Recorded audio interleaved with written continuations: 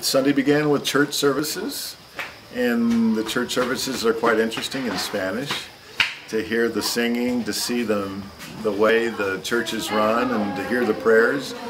The sermon was given by Ruben, one of the new preachers out of Baxter, the Institute, in Tegucigalpa. In the afternoon, we went to visit the church in San Esteban to talk with some of the students, the becadas, which are the scholarship recipients that we send to school.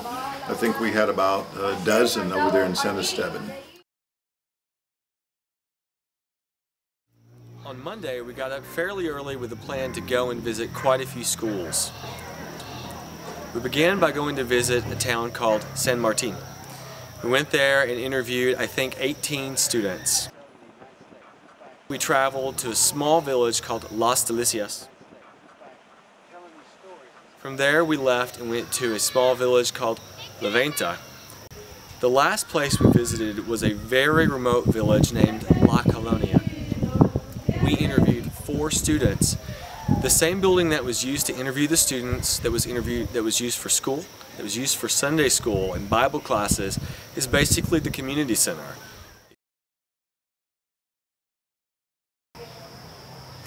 Alright, on Tuesday we ate breakfast, then headed out to San Pedro. And San Pedro is definitely one of the poorest towns around this area.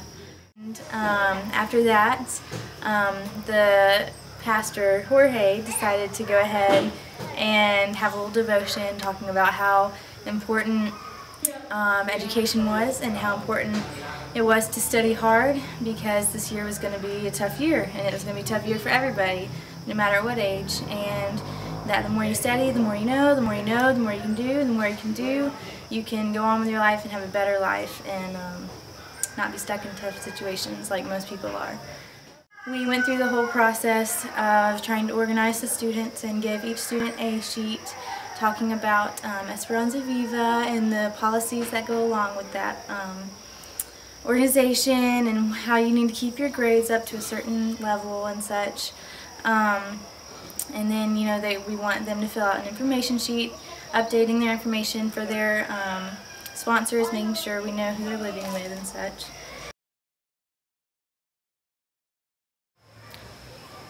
Wednesday was a little bit different day for our team. Instead of going out and visiting villages, we actually stayed here at the compound in Gualaco and hosted 10 or 12 of the local preachers that minister to the churches in this area.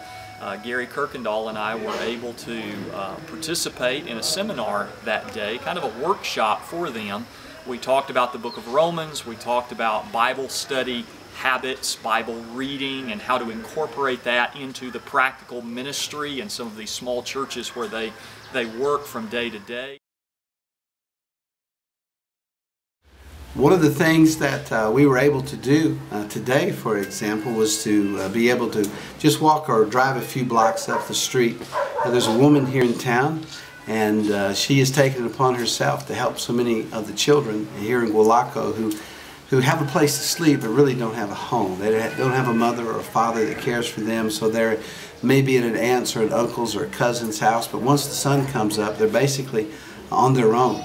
And this woman has taken it upon herself to provide a breakfast for as many children as possible in this community, so they'll at least have one decent meal during the day. Today on Thursday, we went and visited the village of Chindona.